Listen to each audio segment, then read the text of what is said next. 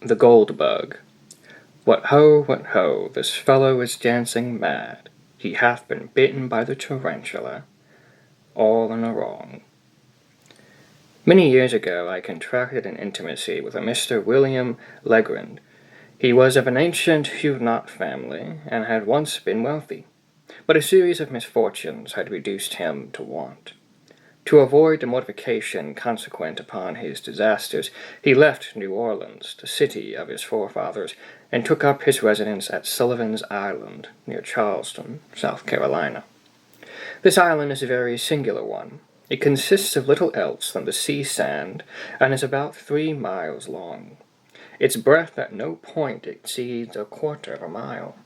It is separated from the mainland by a scarcely perceptible creek, oozing its way through a wilderness of reeds and slime, a favorite resort of the marsh hen. The vegetation, as might be supposed, is scant, or at least dwarfish. No trees of any magnitude are to be seen. Near the western extremity, where Fort Moultrie stands, and where are some miserable frame buildings, tenanted during the summer by the fugitives from Charleston, dust and fever, may be found, indeed, the bristly palmetto. But the whole island, with the exception of this western point and a line of hard white beach on the sea-coast, is covered with a dense undergrowth of the sweet myrtle, so much prized by the horticulturists of England. The shrub here often attains the height of 15 or 20 feet, and forms an almost impenetrable coppice, buffering the air with its fragrance.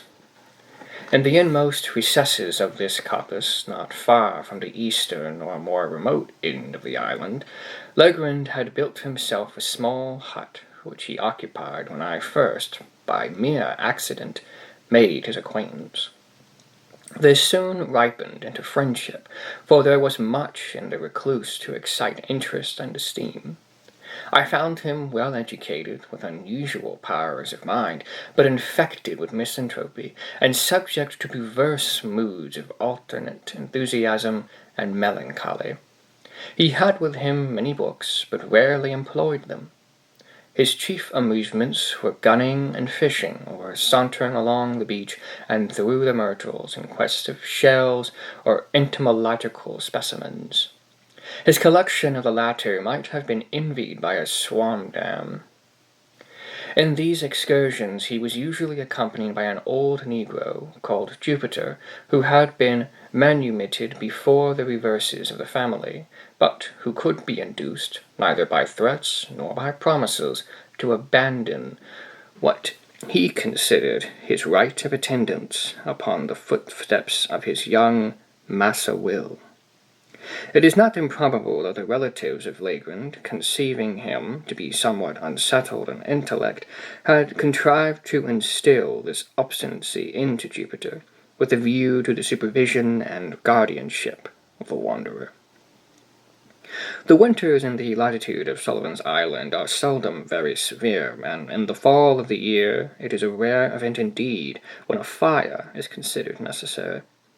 About the middle of October there occurred, however, a day of remarkable chilliness. Just before sunset I scrambled my way through the evergreens to the hut of my friend, whom I had not visited for several weeks, my residence being at that time in Charleston, a distance of 9 miles from the island, while the facilities of passage and repassage were very far behind those of the present day. Upon reaching the hut, I rapped, as was my custom, and, getting no reply, sought for the key where I knew it was secreted, unlocked the door, and went in. Where it was secreted, I should say, unlocked the door, and went in. A fine fire was blazing upon the hearth. It was a novelty, and by no means an ungrateful one. I threw off an overcoat, took an armchair by the cracking logs, and awaited patiently the arrival of my hosts. Soon after dark they arrived, and gave me a most cordial welcome. Jupiter, grinning from ear to ear, bustled about to prepare some marsh hens for supper. Legrand was in one of his fits, how else shall I term them, of enthusiasm. He had found an unknown bivalve, forming a new genus, and more than this, he had hunted down and secured, with Jupiter's assistance, a Sacerberus, which he believed to be totally new, but in respect to which he wished to have my opinion on the morrow. "And why not tonight?" I asked, rubbing my hands over the blaze, and wishing the whole tribe of Sacardi at the devil. "Ah, if I had only known you were here," said Legrand, "but it is so long since I saw you, and how could I foresee that you would pay me a visit this very night of all others? As I was coming home, I met Lieutenant G. from the fort, and very foolishly I lent him the bug, so it will be impossible for you to see it until morning. Stay here tonight, and I will send Jup down for it at sunrise. It is the loveliest thing in creation." "What? Sunrise? Nonsense! No, the bug. It is of a brilliant gold color, about the size of a large hickory nut, with 2 jet-black spots near one extremity of the back, and another, somewhat larger, at the other. The antennae are— There ain't no tin in here, Massa Will. I keep a-tellin' on you," here interrupted Jupiter. "The bug is a Goldbug, solid, every bit of him, inside and all, 'cept him wing. Never feel half so heavy a bug in my life." "Well, suppose it is, Jup," replied Legrand, somewhat more earnestly, it seemed to me, than the case demanded. "Is there any reason for your letting the birds burn? The color," he returned to me, "is really almost enough to warrant Jupiter's idea. You never saw a more brilliant metallic luster than the scales emit, but of this you cannot judge till tomorrow. In the meantime, I can give you some idea of the shape." Saying this, he seated himself at a small table on which were a pen and ink, but no paper. He looked for some in a drawer, but found none. "Never mind," said he at length, "this will answer." And he drew from his waistcoat pocket a scrap of what I took to be a very dirty foolscap, and made upon it a rough drawing with the pen. While he did this, I retained my seat by the fire, for I was still chilly. When the design was complete, he handed it to me without rising. As I received it, a loud growl was heard, succeeded by a scratching at the door.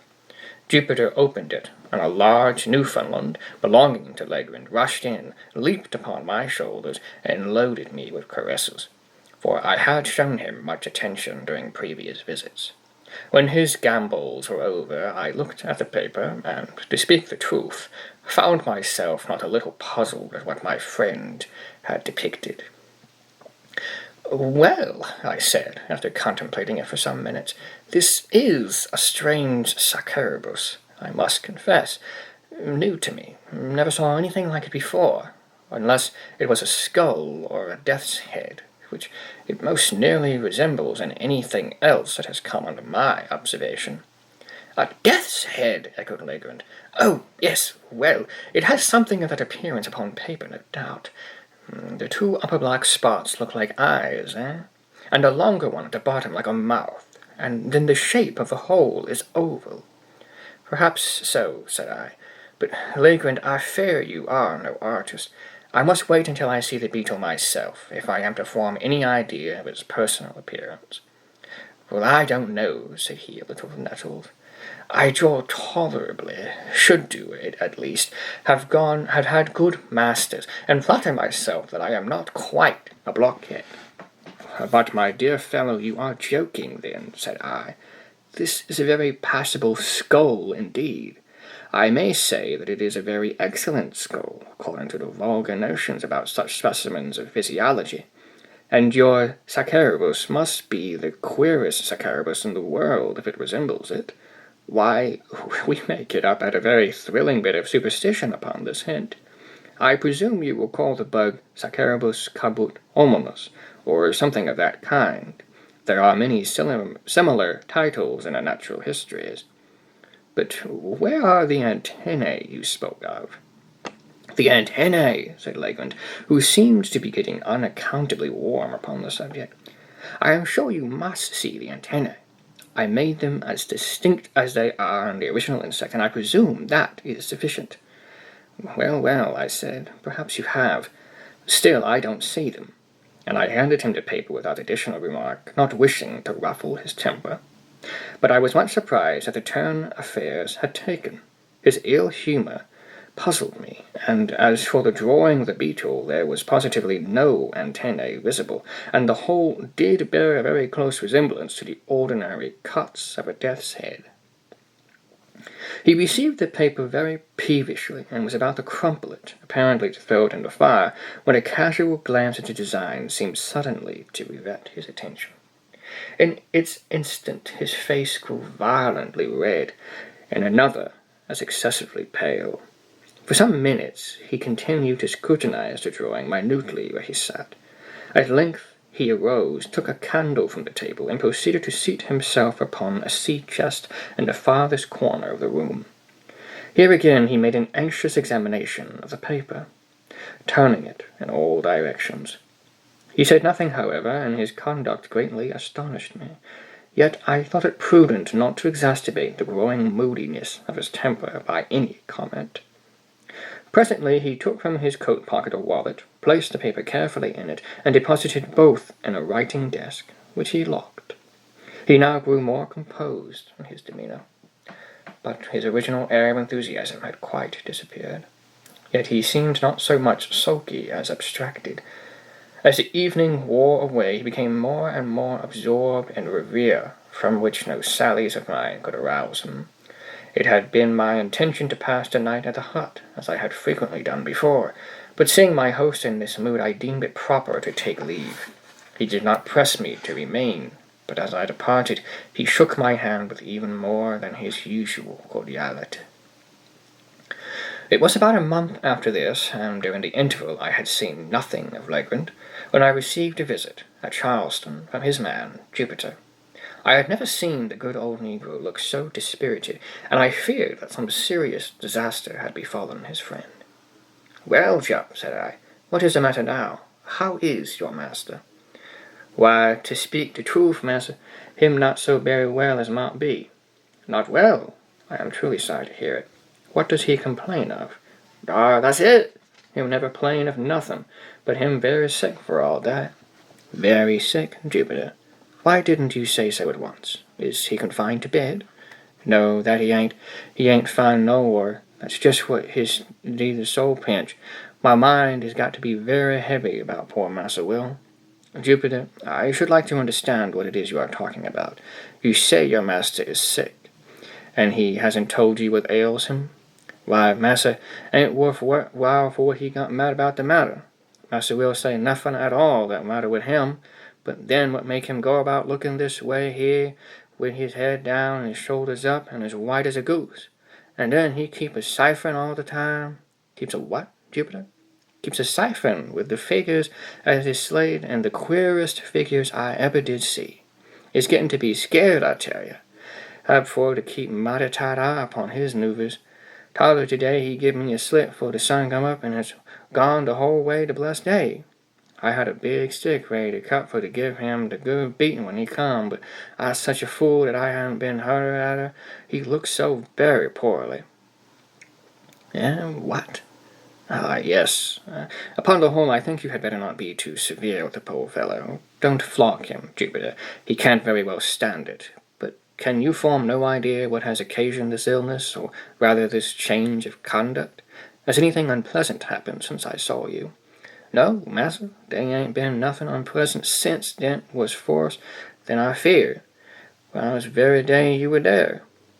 "How? What do you mean?" "Why, massa, I mean the bug. There, now." "The what?" "The bug. I'm bare stating that Massa Will been bit somewhere about the head by that Goldbug." "And what cause have you, Jupiter, for such a supposition?" "Claws enough, massa, and mouth too. I never did see such a dang bug. He kick and he bite everything that come near him. Massa Will cotch him first, but he had to let him go mighty quick, I tell you. Then there was the time he must have got the bite.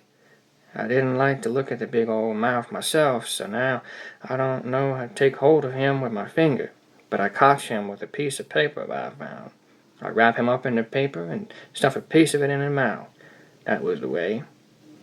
"And you think, then, that your master was really bitten by the beetle, and that the beetle made him sick?" "I don't think nothing about it. I knows it. What makes me dream about the gold so much, it ain't cause him to be Goldbug. He's heard about them Goldbugs for this. But how do you know he dreams about gold? How do I know? Why, 'cause he talks about it in his sleep. That's how I know. Well, Jup, I suppose you're right. But to what fortunate circumstance am I to contribute the honor of a visit from you today? What the matter, massa? Did you bring any message from Mr. Legrand? No, massa, I bring this here pencil. And here Jupiter handed me a note, which ran thus. My dear, why have I not seen you in for so long a time? I hope you have not been so foolish as to take offense at my little brosquière of mine. But no, that is impossible. Since I saw you, I have had a great cause of anxiety. I have something to tell you, yet scarcely know how to tell it, or whether I should tell it at all. I have not been quite well for some days past, and poor old Jup annoys me almost beyond endurance by his well-meant attentions. Would you believe it? He had prepared a huge stick the other day with which to castrate me for giving him the slip and spending the day, solus, among the hills on the mainland.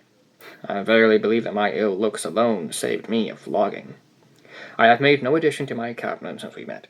If you can in any way make it convenient, come over with Jupiter. Do come. I wish to see you tonight upon business of importance. I assure you that it is of the highest importance. Ever yours, William Legrand. There was something in the tone of his note which gave me great uneasiness. His whole style differed materially from that of Legrand. What could he be dreaming of? What new crochet possessed his excitable brain? What business of the highest importance could he possibly have to transact? Jupiter's account of him boded no good.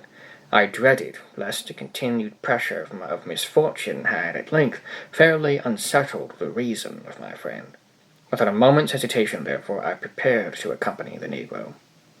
Upon reaching the wharf, I noticed a scythe and 3 spades, all apparently new, lying in the bottom of the boat in which we were to embark.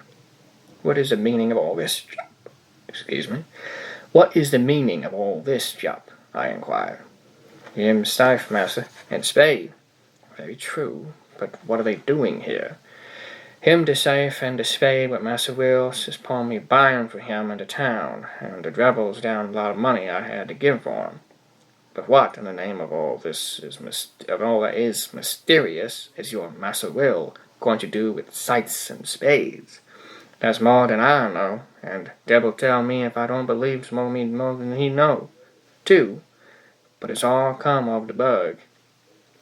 Finding that no satisfaction was to be obtained by Jupiter, whose whole intellect seemed to be absorbed by the bug, I now stepped into the boat and made sail. With a fair and strong breeze, we soon ran into a little cove to the northward of Fort Moultier, and a walk of some 2 miles brought us to the hut. It was about 3 in the afternoon when we arrived. Legrand had been awaiting us in eager expectation. He grasped my hand with a nervous embarrassment which alarmed me and strengthened the suspicions already entertained. His countenance was pale even to ghastliness, and his deep-set eyes glared with unnatural luster. After some inquiries respecting his health, I asked him, not knowing what better to say, if he had yet obtained the scarabus from Lieutenant G. "Oh, yes," he replied, coloring violently. "I got it from him the next morning. Nothing should tempt me to part with the scarabus. Do you know that Jupiter is quite right about it?" "In what way?" I asked, with a sad foreboding of heart. "In supposing it to be the bug of real gold." He said this with an air of profound seriousness, and I felt inexpressibly shocked. "This bug is to make my fortune," he continued, with a triumphant smile, "to reinstate me in the family possessions. It is a wonder, then, that I prize it.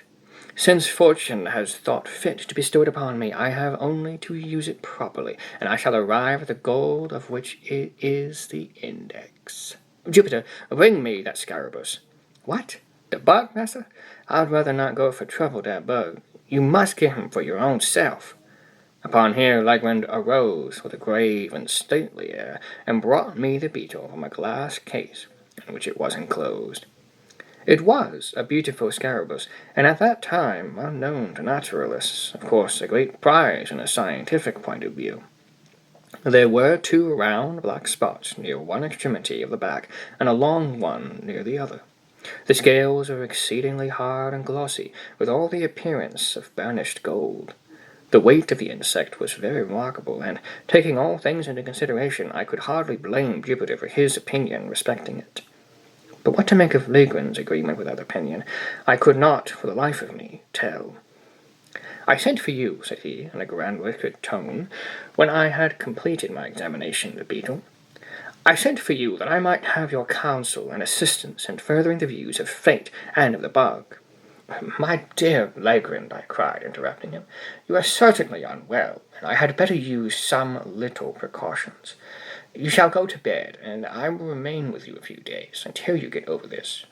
You are feverish, and—" "Feel my pulse," said he. I felt it, and, to say the truth, found not the slightest indication of fever. "But you may be ill and yet have no fever. Allow me this once to prescribe for you. In the first place, go to bed. In the next—" "You are mistaken," he interposed. "I am as well as I can expect to be under the excitement which I suffer. If you really wish me well, you will relieve this excitement." "And how is this to be done?" "Very easily. Jupiter and myself are going upon an expedition into the hills upon the mainland, and in this expedition we shall need the aid of some person in whom we can confide. You are the only one we can trust. Whether we succeed or fail, the excitement which you now perceive in me will be equally allayed." "I am anxious to oblige you in any way," I replied. "But do you mean to say that this infernal beetle has any connection with your expedition into the hills?" "It has." "Then, Legren, I can become a party to no such absurd proceeding. I am sorry, very sorry, for we shall have to try it by ourselves." "Try it by yourselves? The man is surely mad. But stay, how long do you propose to be absent?" "Probably all night. We shall start immediately, and be back at all events by sunrise." "And will you promise me, upon your honor, that when this freak of yours is over, and the bug business, good God, settled to your satisfaction, you will then return home and follow my advice implicitly as that of your physician?" "Yes, I promise. And now let us be off, for we have no time to lose." With a heavy heart I accompanied my friend. We started about 4 o'clock, Legren, Jupiter, the dog, and myself. Jupiter had with him the scythe and spades, the whole of which he insisted upon carrying, more through fear, it seemed to me, of trusting either of the implements within reach of his master, than from any excess of industry or compliance. His demeanor was dogged in the extreme, and that bug were the sole charges of a couple of were the sole words which escaped his lips during the journey. For my own part, I had charge of a couple of dark lanterns, while Legren contented himself with the scarabus, which he carried attached to the end of a bit of whipcord, twirling to and fro with the air of a conjurer as he went.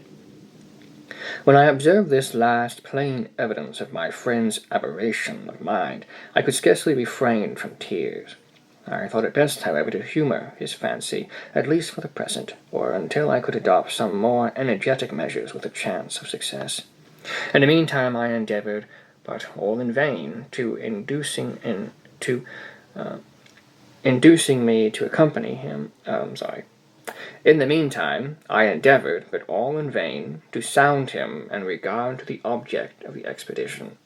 Having succeeded in inducing me to accompany him, he seemed unwilling to hold conversation upon any topic of minor importance, and to all my questions vouchsafed no other reply than, "We shall see." We crossed the creek at the head of the island by means of a skiff, and, ascending the high ground on the shore of the mainland, proceeded in a northwesterly direction, through a tract of country excessively wild and desolate, where no trace of a human footstep was to be seen. Legren led the way with decision, pausing only for an instant, here and there, to consult what appeared to be certain landmarks of his own contrivance upon a former occasion. In this manner we journeyed for about 2 hours, and the sun was just setting when we entered a region infinitely more dreary than any yet seen. There was a species of tableland near the summit of an almost inaccessible hill, densely wooded from base to pinnacle, and interspersed with huge crags that appeared to lie loosely upon the soil, and in many cases were prevented from precipitating themselves into the valleys below, merely by the support of the trees against which they reclined. Deep ravines in various directions gave an air of still sterner solemnity to the scene. The natural platform to which we had clambered was thickly overgrown with brambles, through which we soon discovered that it would have been impossible to force our way but for the scythe, and Jupiter, by direction of his master, proceeded to clear for us a path to the foot of an enormously tall tulip tree, which stood, with some 8 or 10 oaks, upon the level, and the beauty of its foliage and form, and the wide spread of its branches, and the general majesty of its appearance. Apologies, I'm going to have to repeat that. I skipped a line. Jupiter, by direction of his master, proceeded to clear for us a path to the foot of an enormously tall tulip tree, which stood, with some 8 or 10 oaks, upon the level, and far surpassed them all, and all other trees which I had then ever seen, in the beauty of its foliage and form, and the wide spread of its branches, and in the general majesty of its appearance. When we reached this tree, Legrand turned to Jupiter and asked him if he thought he could climb it. The old man seemed a little staggered by the question, and for some moments made no reply. At length he approached the huge trunk, walked slowly around it, and examined it with minute attention. When he had completed his scrutiny, he merely said, "Yes, massa, Jup climb any tree he ever seen in his life. Then up with you as soon as possible, for it will soon be too dark to see what we are about." "How far must go up, massa?" inquired Jupiter. "Get up the main trunk first, and then I will tell you which way to go. And here, stop, take this beetle with you." "The bug, Massa Will, the Goldbug," cried the negro, drawing back in dismay. "What for must tote the bug way up the tree? Damned if I do. If you are afraid, Jup, a great big negro like you, to take hold of a harmless little dead beetle, why, you can carry it up by this string. But if you do not take it with you in some way, I shall be under the necessity of breaking your head with the shovel." "What the matter now, massa?" said Jup, evidently shamed into compliance. "Always want me to raise fuss with the old negro. Was only funnin' anyhow. Me fear the bug. What I care for the bug." Here he took cautiously hold of the extreme end of the string, and maintaining the insect as far from his person as circumstances would permit, prepared to ascend the tree. In youth, the tulip tree, or Leodordron tulipiferium, the most magnificent of American foresters, had a trunk peculiarly smooth, and often rises to a great height without lateral branches. But in its riper age the bark becomes gnarled and uneven, while many short limbs make their appearance on the stem. Thus the difficulty of ascension in the present case lay more in semblance than in reality. Embracing the huge cylinder as closely as possible with his arms and knees, seizing with his hands some projections, and resting his naked toes upon others, Jupiter, after 1 or 2 narrow escapes from falling, at length wriggled himself into the first great fork, and seemed to consider the whole business as virtually accomplished. The risk of the achievement was, in fact, now over, although the climber was some 60 or 70 feet from the ground. "Which way must I go now, Master Will?" he asked. "Keep up the largest branch, the one on this side," said Legrand. The negro obeyed him promptly, and apparently with but little trouble, ascending higher and higher until no glimpse of his squat figure could be obtained through the dense foliage which enveloped it. Presently his voice was heard, and a sort of halloo. "How much farther I got to go?" "How high up are you?" asked Legrand. "Ever so far," replied the negro. "Can see the sky for up there on the tree." "Never mind the sky, but attend to what I say. Look down the trunk and count the limbs below you on this side. How many limbs have you passed?" 1, 2, 3, 4, 5. I done passed 5 big limbs, massa, upon this side." "Then go 1 limb higher." In a few minutes the voice was heard again, announcing that the 7th limb was attained. "Now, Jup," cried Legrand, evidently much excited, "I want you to work your way out upon that limb as far as you can." If you see anything strange, let me know." By this time, what little doubt I might have entertained my poor friend's insanity was put finally at rest.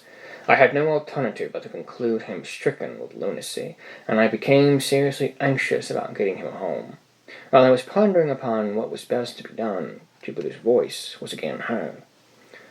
"Most fearful to venture upon this limb very far. It's a dead limb pretty much all the way." "Did you say it was a dead limb, Jupiter?" cried Legrand in a quivering voice. "Yes, massa, him dead as a doornail. Done up for sartain, done departed this here life." "What in the name of heaven shall I do?" asked Legrand, seemingly in the greatest distress. "Do?" said I, glad of an opportunity to interpose a word.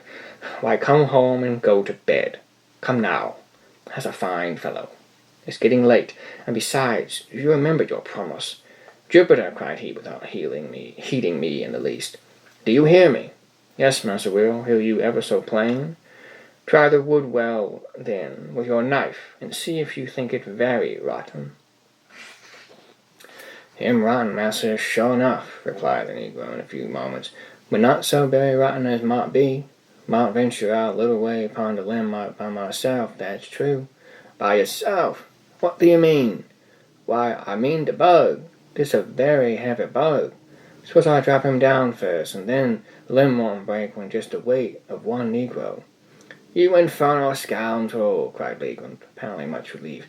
"What do you mean by telling me such nonsense as that? As sure as you let that beetle fall, I'll break your neck."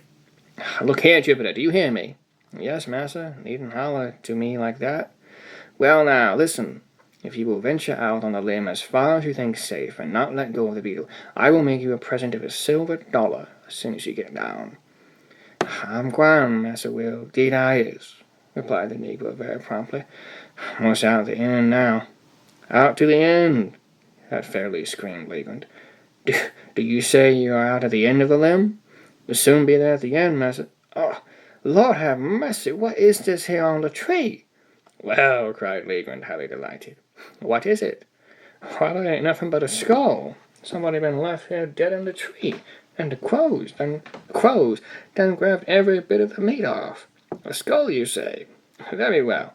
How is it fastened to the limb? What holds it on?" "Sure enough, massa, must look. What's this very curious circumstance, upon my word? There's a great big nail in the skull. What fastens it to the tree?" "Well, now, Jupiter, do exactly as I tell you. Do you hear?" "Yes, master." "Pay attention, then. Find the left eye of the skull." That's good. Why, there ain't no left eye at all." "Curse your stupidity. Do you know your right hand from your left?" "Yes, I knows that. Knows all about that. It's my left hand when I chops the wood with." "To be sure, you're left-handed, and your left eye is on the same side as your left hand. Now I suppose you can find the left eye in the skull, or the place where the left eye has been. Have you found it?" Here was a long pause. At length the negro asked, "Is this the left eye of the skull upon the same side of the left eye of the skull, too? 'Cause the skull ain't got not a bit of a hand at all." "Never mind, I got the left eye now. Here's the left eye. What must I do with it?" "Let the beetle drop through it, as far as the string will reach. But be careful, and not let go of your hold of the string." "All that done, massa." "Mighty easy thing to put the burr through the hole. Look at him over there below." During this colloquy no portion of Jupiter's person could be seen, but the beetle, which he had suffered to descend, was now visible at the end of the string, and glistened like a globe of burnished gold in the last rays of the setting sun, some of which still faintly illuminated the eminence upon which we stood. The scarabæus hung quite clear of any branches, and, if allowed to fall, would have fallen at our feet. Legrand immediately took the scythe, and cleared with it a circular space 3 or 4 yards in diameter, just beneath the insect, and having accomplished this, ordered Jupiter to let go of the string, and come down from the tree. Driving a peg with great nicety into the ground at the precise spot where the beetle fell, my friend now produced from his pocket a tape measure. Fastening one end of this at that point to the trunk of the tree which was nearest the peg, he unrolled it till it reached the peg, and thenceforth unrolled it in the direction already established by the 2 points of the tree and the peg, for the distance of 50 feet, Jupiter clearing away the brambles with the scythe. At the spot thus attained, a second peg was driven, and about this, at a centre, a rude circle, about 4 feet in diameter, described. Taking now a spade himself, and giving one to Jupiter and one to me, Legren begged us to set about digging as quickly as possible. To speak the truth, I had no especial relish for such amusement at any time, and at that particular moment would most willing have declined it, for the night was coming on, and I felt much fatigued with the exercise already taken. But I saw no mode of escape, and was fearful of disturbing my poor friend's equanimity by a refusal. Could I have depended, indeed, upon Jupiter's aid, I would have had no hesitation in attempting to get the lunatic home by force. But I was too well assured of the old negro's disposition to hope that he would assist me under any circumstances in a personal contest with his master. I had no doubt that the latter had been infected with some of the innumerable southern superstitions about money buried, and that his fantasy had received confirmation by the finding of the scarabæus, or perhaps by Jupiter's obstinacy in maintaining it to be a bug of real gold.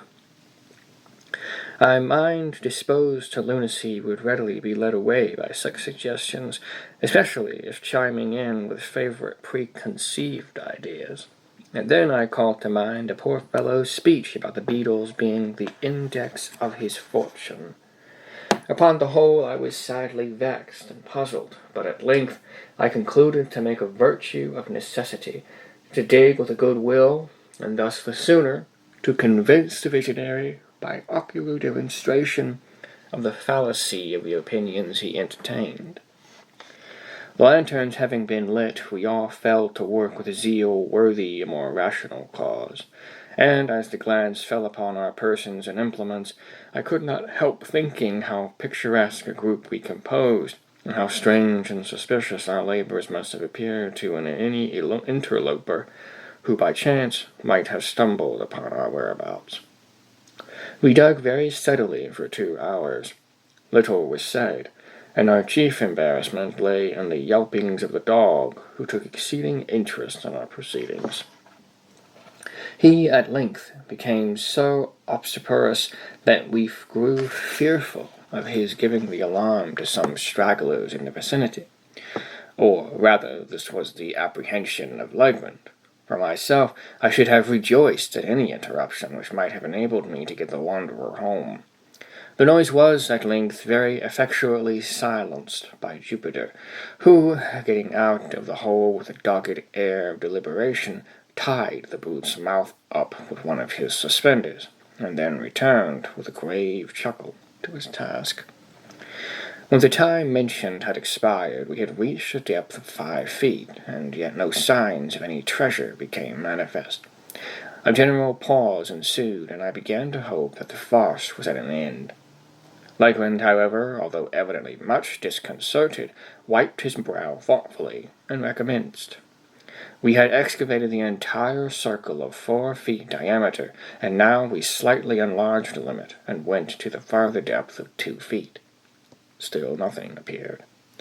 The gold-seeker, whom I sincerely pitied, at length clambered from the pit, with the bitterest disappointment imprinted upon every feature, and proceeded slowly and reluctantly to put on his coat, which he had thrown off at the beginning of his labor. In the meantime I made no remark. Jupiter, at a signal from his master, began to gather up his tools. This done, and the dog having been unmuzzled, we turned in profound silence towards home.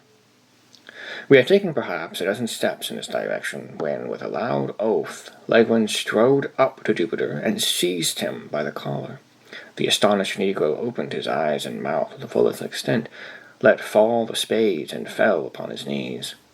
"You scoundrel," said Legwin, hissing out the syllables from between his clenched teeth.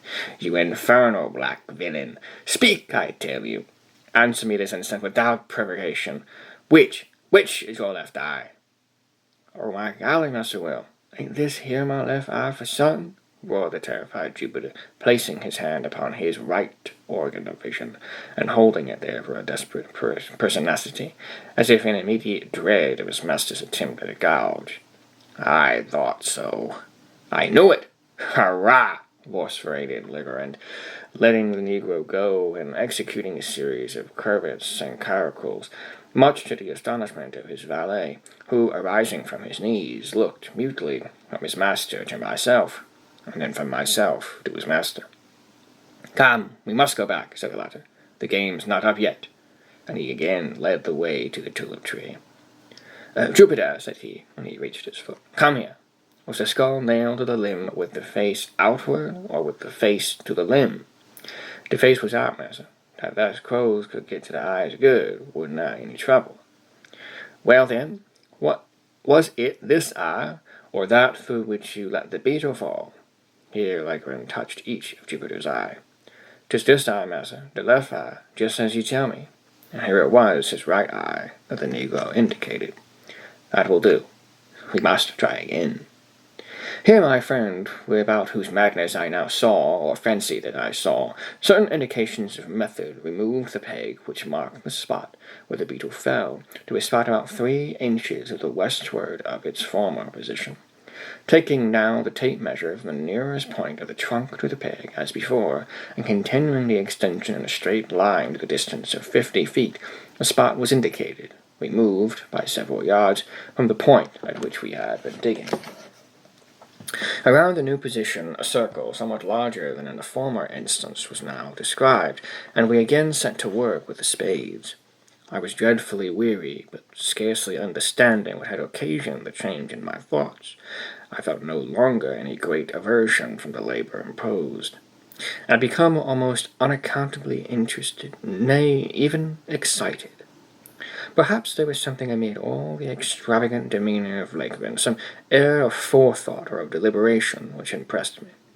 I dug eagerly, and now and then caught myself actually looking with something that very much resembles expectation for the fancied treasure, the vision of which had demented my unfortunate companion. At a period when such vagaries of thought most fully possessed me, and when we had been at work perhaps an hour and a half, we were again interrupted by the violent howlings of the dog. His uneasiness in the first instance had been evident, but the result of playfulness or caprice, but he now assumed a bitter and serious tone. Upon Jupiter's again attempting to muzzle him, he made furious resistance, and leaping into the hole, tore up the mould frantically with his claws. In a few seconds he had uncovered a mass of human bones, forming 2 complete skeletons, intermingled with several buttons of metal, and what appeared to be the dust of a decayed woolen. 1 or 2 strokes of a spade upturned the blade of a large Spanish knife, and as we dug farther, 3 or 4 loose pieces of gold and silver coin came to light. At sight of these, the joy of Jupiter could scarcely be restrained, but the countenance of his master wore an air of extreme disappointment. He urged us, however, to continue our exertions, and the words were hardly uttered when I stumbled and fell forward, having caught the toe of my boot in a large ring of iron that lay half buried in the loose earth. We now worked in earnest, and never did I pass 10 minutes of more intense excitement. During this interval we had fairly unearthed an oblong chest of wood, which, from its perfect preservation and wonderful hardness, had plainly been subjected to some mineralizing process, perhaps that of the bichloride of mercury. This box was 3 feet and a half long, 3 feet broad, and 2.5 feet deep. It was firmly secured by bands of wrought iron, riveted and forming a kind of trellis work over the whole. On each side of the chest, near the top, were 3 rings of iron, 6 in all, by means of which a firm hold could be obtained by 6 persons.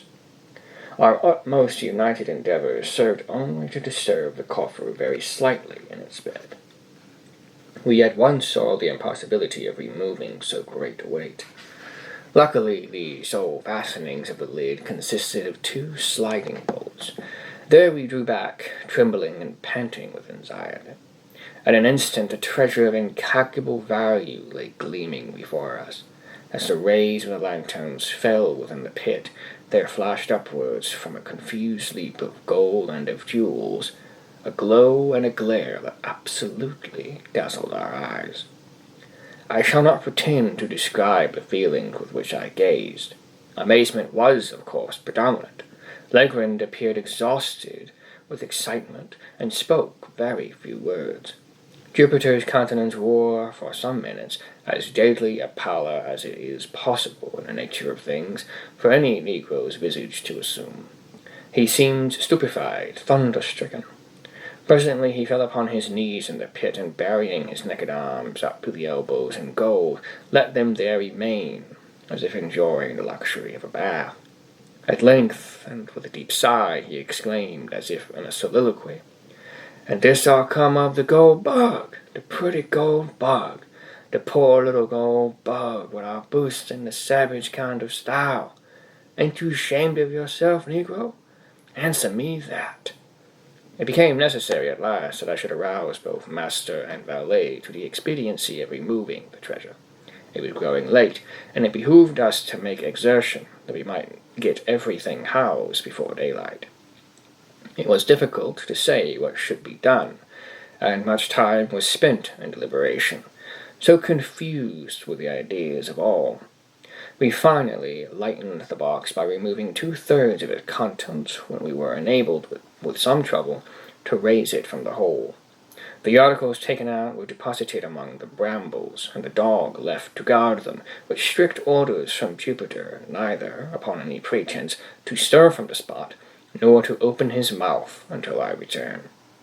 We then hurriedly made for home with the chest, reaching the hut in safety, but after excessive toil at 1 o'clock in the morning. Worn out as we were, it was not in human nature to do more just then. We rested until 2, and had supper, starting for the hills immediately afterwards, armed with 3 stout sacks, which by good luck were upon the premises. A little before 4 we arrived at the pit, divided the remainder of the booty as equally as might be among us, and leaving the hole unfilled, again set out for the hut, at which, for the second time, we deposited our golden burthens, just as the first streaks of the dawn gleamed from over the tree-tops in the east. We were now thoroughly broken down, but the intense excitement of the time denied us repose. After an unquiet slumber of some 3 or 4 hours' duration, we arose as if by preconsent to make examination of our treasure. The chest had been full to the brim, and we spent the whole day and the greater part of the next night in its scrutiny of its contents. There had been nothing like order or arrangement. Everything had been heaped promiscuously. Having assorted all with care, we found ourselves possessed of even vaster wealth than we had at first supposed.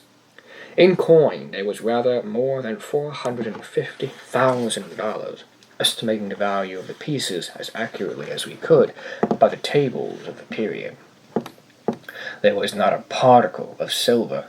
All was gold of antique date and of great variety, French, Spanish, and German money, with a few English guineas, and some counters of which we had never been seen specimens before. There were several very large and heavy coins, so worn that we could make nothing of their inscriptions. There was no American money. The value of the jewels we found more difficulty in estimating. There were diamonds, some of them exceedingly large and fine, 110 in all, and not one of them small, 18 rubies of remarkable brilliancy, 310 emeralds, all very beautiful, and 21 sapphires with an opal. These stones had all been broken from their settings and thrown loose in the chest. The settings themselves, which we picked out from among the other gold, appeared to have been beaten up with hammers, as if to prevent identification. Besides all this, there was a vast quantity of solid gold ornaments, nearly 200 massive finger and ear rings, rich chains, 30 of these, if I remember, 83 very large and heavy crucifixes, 5 gold censers of great value, a prodigious gold punch bowl ornamented with richly chased vine leaves and bacchanalian figures, with 2 sword handles exquisitely embossed, and many other smaller articles which I cannot recollect. The weight of these valuables exceeded 350 pounds avoirdupois, and in this estimate I have not included 197 superb gold watches, 3 of the number being worth each $500, if one. Many of them were very old, and as timekeepers valueless, the works having suffered more or less from corrosion, but all were richly jewelled and in cases of great worth. We estimated the entire contents of the chest that night at $1.5 million, and upon the subsequent disposal of the trinkets and jewels, a few being retained for our own use, it was found that we had greatly undervalued the treasure. When at length we had concluded our examination, and the intense excitement of the time had in some measure subsided, Legrand, who saw that I was dying with impatience for a solution of this most extraordinary riddle, entered into a full detail of all the circumstances connected with it. "You remember," said he, "the night when I handed you the rough sketch I had made of the Scarabæus? You recollect also that I became quite vexed at you for insisting that my drawing resembled a death's head. When you first made this assertion I thought you were jesting, but afterwards I called to mind peculiar spots on the back of the insect, and admitted to myself that your remark had some little foundation in fact. Still, the sneer at my graphic powers irritated me, for I am considered a good artist, and therefore when you handed me the scrap of parchment I was about to crumple it up and throw it angrily into the fire. "The scrap of paper, you mean," said I. "No, it had much of the appearance of paper, and at first I supposed it to be such, but when I came to draw upon it, I discovered it at once to be a piece of very thin parchment. It was quite dirty, you remember. Well, as I was in the very act of crumbling it up, my glance fell upon the sketch at which you had been looking, and you may imagine my astonishment when I perceived, in fact, the figure of a death's head just where, it seemed to me, I had made the drawing of the beetle. For a moment I was too much amazed to think with accuracy. I knew that my design was very different in detail from this, although there was a certain similarity in general outline. Presently I took a candle, and seating myself at the other end of the room, proceeded to scrutinize the parchment more closely. Upon turning it over, I saw my own sketch upon the reverse, just as I had made it.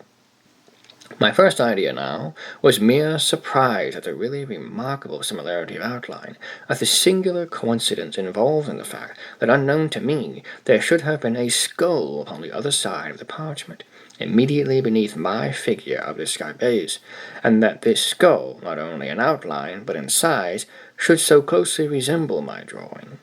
I saw the singularity of this coincidence absolutely stupefied me for a time.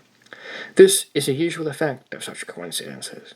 The mind struggles to establish a connection, a sequence of cause and effect, but being unable to do so suffers a species of temporary paralysis. But when I recovered from this stupor, there dawned upon me gradually a conviction which startled me even far more than the coincidence. I began distinctly, positively, to remember that there had been no drawing on the parchment when I made my sketch of the Scarabæus. I became perfectly certain of this, for I recollected turning up first one side and then the other, in search of the cleanest spot. Had the skull been there, of course, I could not have failed to notice it. Here was indeed a mystery which I felt it impossible to explain. But even at this early moment there seemed to glimmer, faintly, within the most remote and secret chambers of my intellect, a glow-worm-like conception of the truth, which had last night's adventure brought to so magnificent a demonstration. I rose at once, putting the parchment securely away, dismissed all farther reflection, until I should be alone. When you had gone, and when Jupiter was fast asleep, I betook myself to a more methodical investigation of the affair. In the first place, I considered the manner in which the parchment had come into my possession. The spot where we discovered the scarabæus was on the coast of the mainland, about a mile eastward of the island, and but a short distance above high water mark. Upon my taking hold of it, it gave me a sharp bite, which caused me to let it drop. Jupiter, with his accustomed caution before seizing the insect, which had flown towards him, looked about him for a leaf, or something of that nature, by which to take hold of it. It was at this moment that his eyes, and mine also, fell upon the scrap of parchment, which I then supposed to be paper. It was lying half buried in the sand, a corner sticking up. Now, near the spot where we found it, I observed the remnants of the hull of what appeared to have been a ship's longboat. The wreck seemed to have been there for a very great while, for the resemblance to boat timbers could scarcely be traced. Well, Jupiter picked up the parchment, wrapped the beetle in it, and gave it to me. Soon afterwards we turned to go home, and on the way met Lieutenant G. I showed him the insect, and he begged me to let me take it to the fort. On my consenting, he thrust it forthwith into his waistcoat pocket without the parchment in which it had been wrapped, and which I had continued to hold in my hand during his inspection. Perhaps he dreaded my changing my mind, and thought it best to make sure of the prize at once. You know how enthusiastic he is on all subjects connected with natural history. At the same time, without being conscious of it, I must have deposited the parchment in my own pocket. You remember that when I went to the table for the purpose of making a sketch of the beetle, I found no paper where it was usually kept. I looked in the drawer and found none there. I searched my pockets, hoping to find an old letter, and then my hand fell upon the parchment. I thus detail the precise mode in which it came into my possession, for the circumstances impressed me with peculiar force. No doubt you will think me fanciful, but I had already established a kind of connection. I had put together two links of a great chain. There was a boat lying on the sea-coast, and not far from the boat was a parchment, not a paper, with a skull depicted on it. You will, of course, ask where is the connection. I reply that the skull, or death's head, is the well-known emblem of the pirate. The flag of the death's head is hoisted in all engagements. I have said that the scrap was parchment and not paper. Parchment is durable, almost imperishable. Matters of little moment are rarely consigned to parchment, since, for the mere ordinary purposes of drawing or writing, it is not nearly so well adapted as paper. This reflection suggested some meaning, some relevancy in the death's head. I did not fail to observe also the form of the parchment. Although one of its corners had been, by some accident, destroyed, it could be seen that the original form was oblong. It was just such a slip, indeed, as might have been chosen for a memorandum, for a record of something to be long remembered and carefully preserved. But, I interposed, you say that the skull was not upon the parchment when you made the drawing of the beetle. How then did you trace any connection between the boat and the skull, since this latter, according to your own admission, must have been designed, God only knows how or by whom, at some period subsequent to your sketching the scarabæus? Hereupon turns the whole mystery, although the secret at this point I had comparatively little difficulty in solving. My steps were sure, and could afford but a single result. I reasoned, for example, thus. When I draw the scarabæus, there was no skull apparent on the parchment. When I had completed the drawing, I gave it to you, and observed you narrowly until you returned it. You, therefore, did not design the skull, and no one else was present to do it. Then it was not done by human agency, and nevertheless it was done. At this stage of my reflections, I endeavored to remember, and did remember, with entire distinctness, every incident which occurred about the period in question. The weather was chilly, a rare and happy accident, and a fire was blazing on the hearth. I was heated with exercise and sat near the table. You, however, had drawn a chair close to the chimney, just as I placed a parchment in your hand, and as you were in the act of inspecting it. Wolf, the Newfoundland, entered and leaped upon your shoulders. With your left hand you caressed him and kept him off, while your right, holding the parchment, was permitted to fall listlessly between your knees and in close proximity to the fire. At one moment I thought the blaze had caught it and was about to caution you, but before I could speak you had withdrawn it and were engaged in its examination. When I considered all these particulars, I doubted not for a moment that heat had been the agent in bringing to light on the parchment the skull which I saw designed on it. You are well aware that chemical preparations exist, and have existed time out of mind, by means of which it is possible to write on either paper or vellum, so that the characters shall become visible only when subjected to the action of fire. Zaffre, digested in aqua regia, and diluted with 4 times its weight of water, is sometimes employed. A green tint results. The regulus of cobalt, dissolved in spirit of nitre, gives a red. These colors disappear as longer or shorter intervals after the material written on cools, but again become apparent upon the reapplication of heat. Now I scrutinized the death's head with care. Its outer edges, the edges of the drawing nearest the edge of the vellum, were far more distinct than the others. It was clear that the action of the caloric had been imperfect or unequal. I immediately kindled a fire and subjected every portion of the parchment to a glowing heat. At first, the only effect was the strengthening of the faint lines in the skull, but on persevering in the experiment, there became visible at the corner of the slip, diagonally opposite to the spot in which the death's head was delineated, a figure of what I at first supposed to be a goat. A closer scrutiny, however, satisfied me that it was intended for a kid. "Ha, ha," said I. "To be sure, I have no right to laugh at you. $1.5 million of money is too serious a matter for mirth. But you are not about to establish a third link in your chain. You will not find any especial connection between your pirates and a goat. Pirates, you know, have nothing to do with goats. They appertain to the farming interest. But I have just said that the figure was not that of a goat. Well, a kid, then, pretty much the same thing." "Pretty much, but not altogether," said Leland. "You may have heard of one Captain Kidd." I had once looked on the figure of the animal as a kind of punning or hieroglyphical signature. I say signature, because its position on the vellum suggested this idea. The death's head at the corner, diagonally opposite, had, in the same manner, the air of a stamp or seal.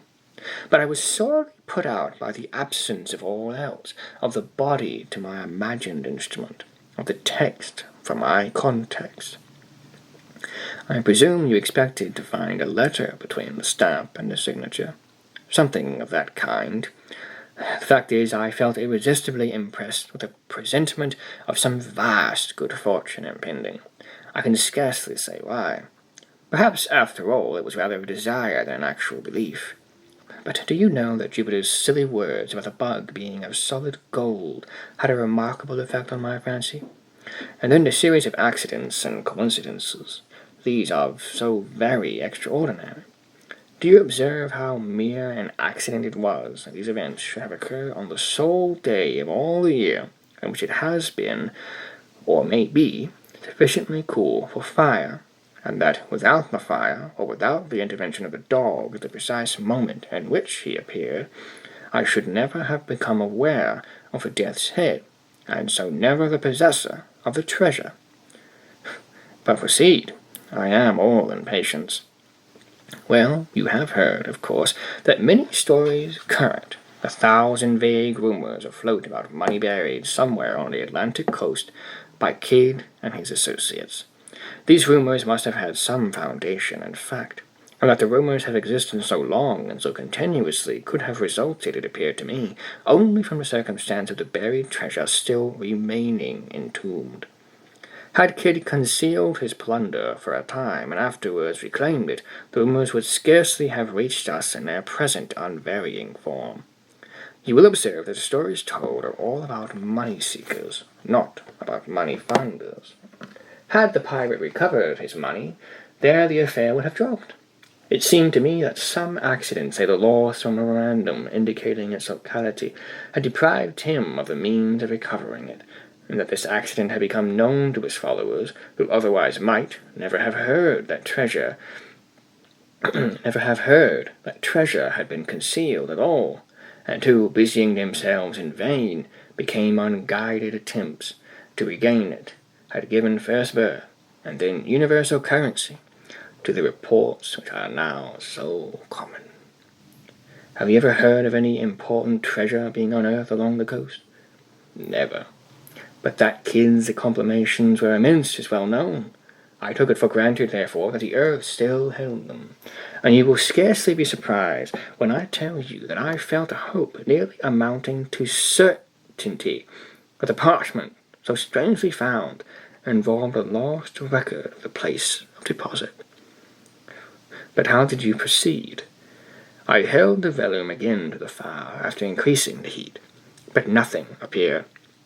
I now thought it possible that the coating of the dirt might have something to do with the failure. So I carefully rinsed the parchment by pouring warm water over it, and having done this, placed it in a tin pan with the skull downwards, and put the pan upon a furnace of lighted charcoal. In a few minutes, the pan having become thoroughly heated, I removed the slip, and, to my inexpressible joy, found it spotted in several places with what appeared to be figures arranged in lines. Again I placed it in the pan, and suffered it to remain another minute. On taking it off, the whole was just as you see it now. Here, Legrand, having reheated the parchment, submitted it to my inspection. The following characters were rudely traced in a red tint between the death's head and the goat. But, said I, returning him the slip, I am as much in the dark as ever. Were all the jewels of Wakanda awaiting me on my solution of this enigma, I am quite sure that I should be unable to earn them. And yet, said Legrand, the solution is by no means so difficult as you might be led to imagine from the first hasty inspection of the characters. These characters, as any one might readily guess, have a cipher. That is to say, they convey a meaning. But then, from what is known of Kidd, I could not suppose him capable of constructing any of the more abstruse cyclographs. I made up my mind at once that this was of a simple species, such, however, as would appear, to the crude intellect of the sailor, absolutely insoluble without the key. And you really solved it?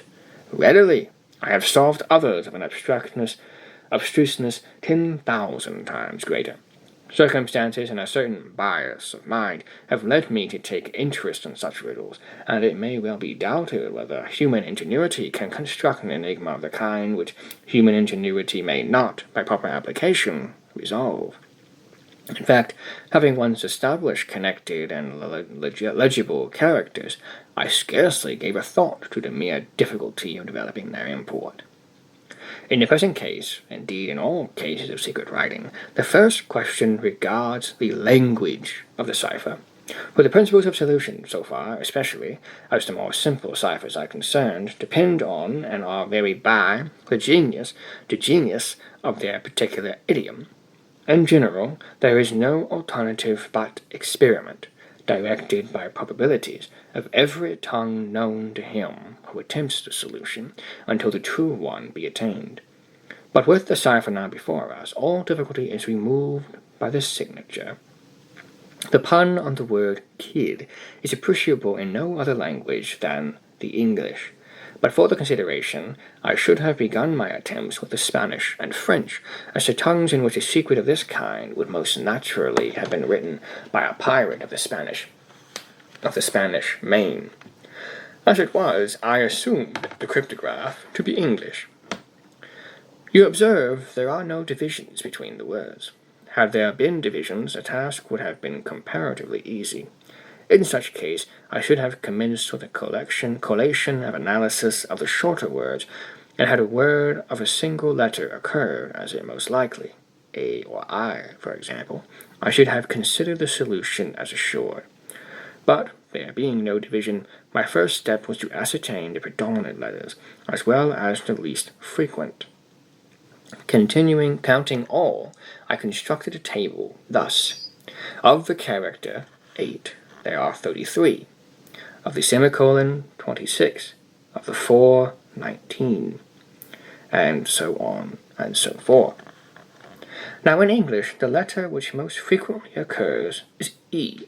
Afterwards, the succession runs thus: A, O, I, D, H, N, R, S, T, U, Y, C, F, G, L, M, W, B, K, P, Q, X, Z. E, however, predominates so remarkably that an individual sentence of any length is rarely seen in which it is not the prevailing character. Here then we have, in the very beginning, the groundwork for something more than a mere guess. The general use which may be made of the table is obvious, but in this particular cipher we shall only very partially require its aid. As our predominant character is 8, we will commence by assuming it as the E of the natural alphabet. To verify this supposition, let us observe if the 8 be seen often in couples, for E is doubled with great frequency in English, in such words, for example, as meet, fleet, speed, seen, been, agree, etc. In the present instance, we see it doubled no less than 5 times, although the cryptograph is brief. Let us assume, then, 8 is E. Now, of all words in the language, the is most usual. Let us see, therefore, whether there are not repetitions of any 3 characters in the same order of collection, the last of them being 8. If we discover repetitions of such letters so arranged, they will most probably represent the word the. On inspection, we find no less than 7 such arrangements, the characters being semicolon 4, 8. We may therefore assume that the semicolon represents T, that 4 represents H, and that 8 represents E, the last being now well confirmed. Thus, a great step has been taken. But having established a single word, we are enabled to establish a vastly important point, that is to say, several commencements and terminations of other words. Let us refer, for example, to the last instance but one, in which the combination semicolon 4, 8 occurs, not far from the end of the cipher. We know the semicolon immediately ensuing is the commencement of a word, and of the 6 characters succeeding this the, we are cognizant of no less than 5. Let us set these characters down thus for the letters we know them to represent, leaving a space for the unknown. We have T, space, E-E-T-H.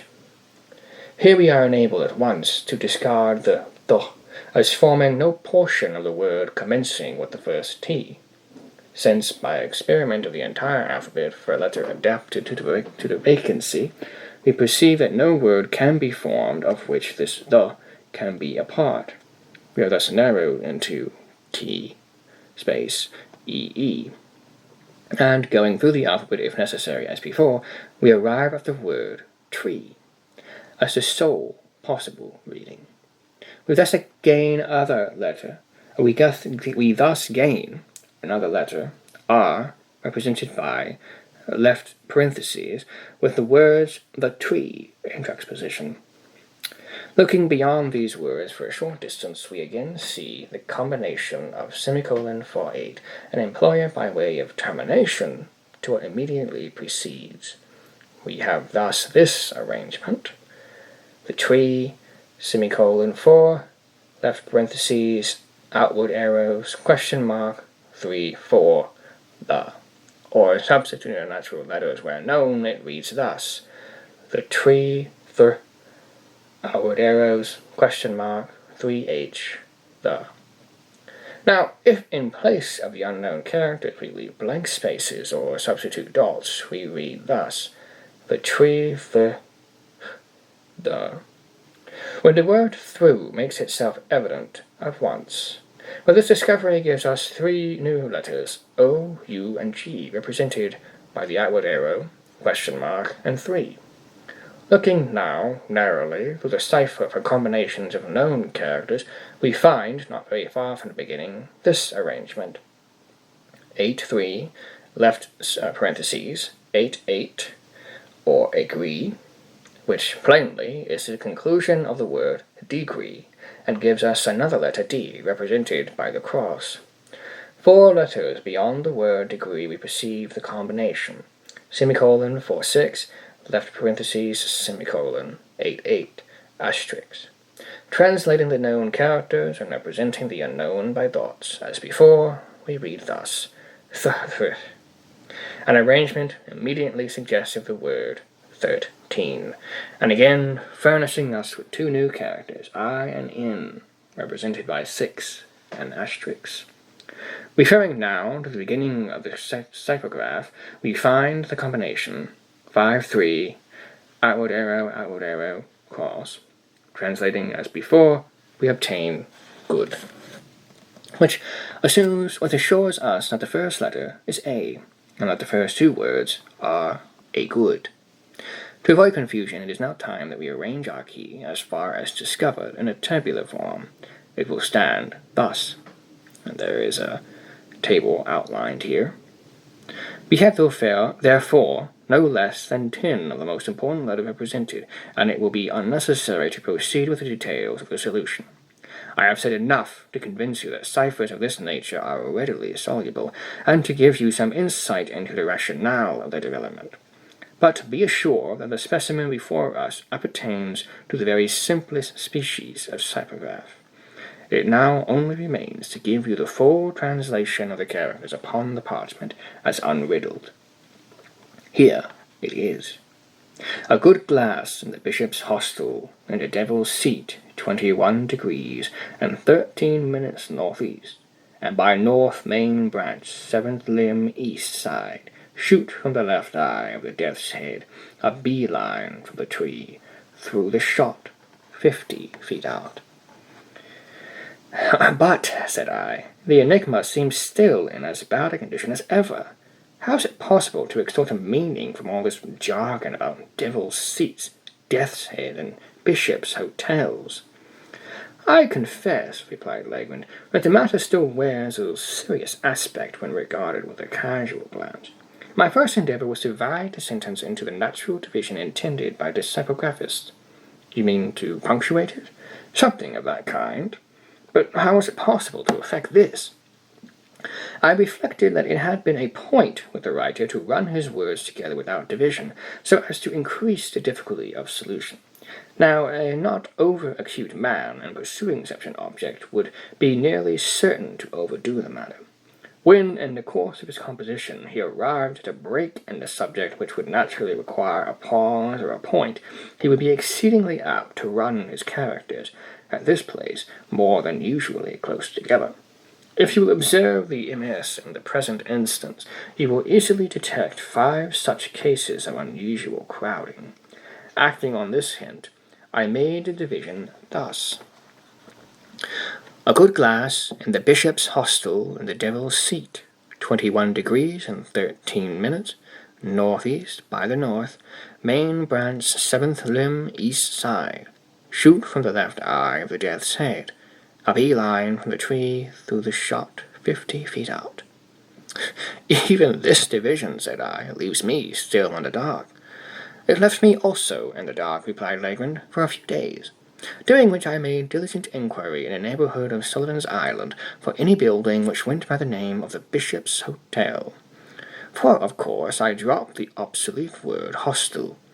Gaining no information on the subject, I was on the point of extending my sphere of search and proceeding in a more systematic manner, when one morning it entered into my head quite suddenly that this bishop's hostel might have been some reference to an old family of the name Bessop, which, time out of mind, had held possession of an ancient manor house about 4 miles to the northward of the island. I accordingly went over to the plantation and reinstituted my inquiries among the old negroes of the place. At length, one of the most aged of the women said that she had heard of such a place as Bessop's Castle, and thought that she could guide me to it, but that it was not a castle, nor a tavern, but a high rock.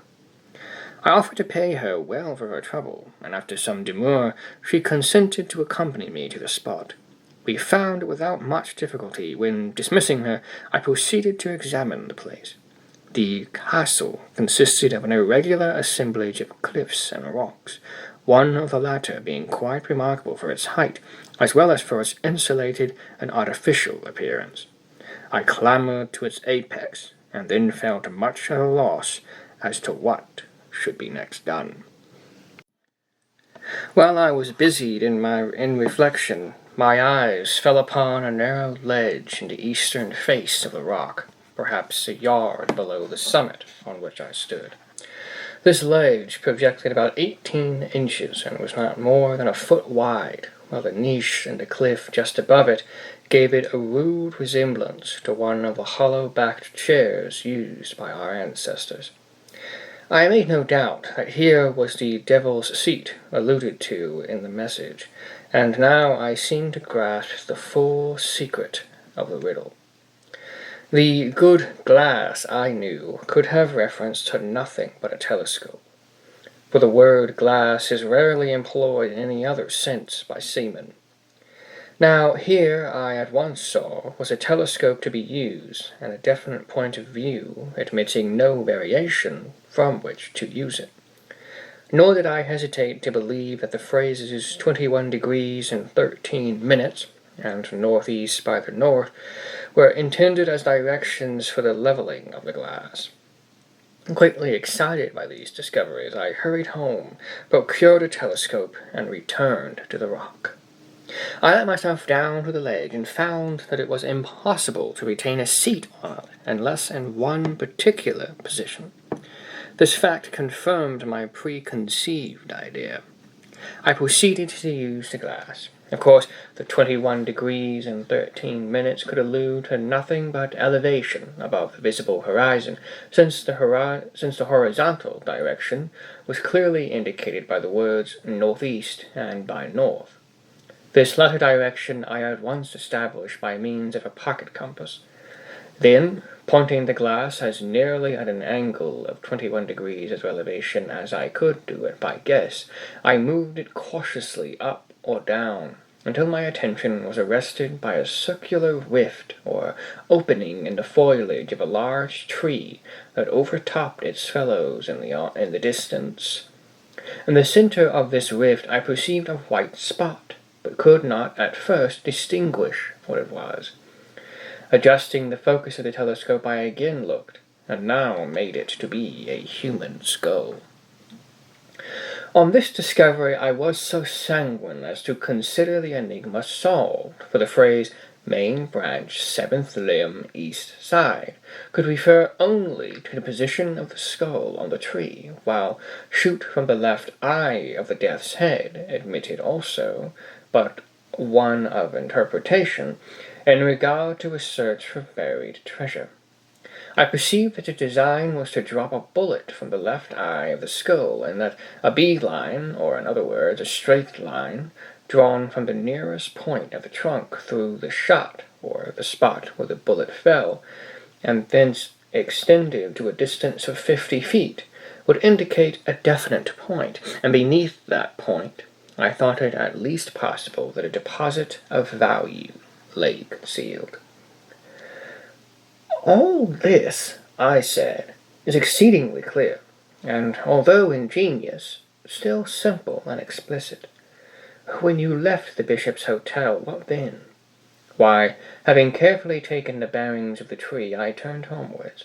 The instant that I left the devil's seat, however, the circular rift vanished, nor could I get a glimpse of it afterwards, turn as I would.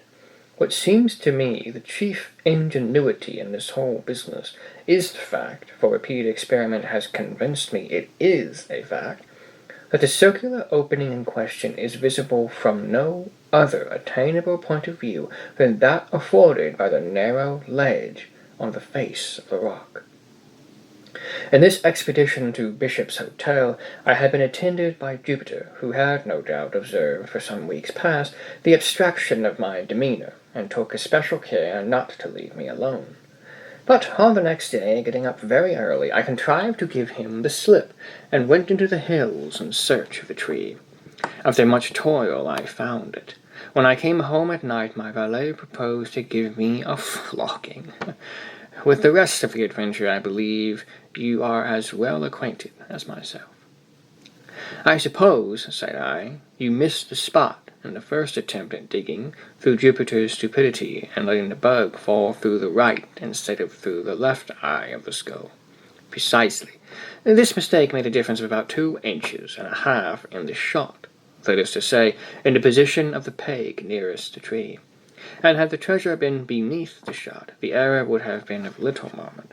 But the shot, together with the nearest point of the tree, were merely 2 points for the establishment of a line of direction.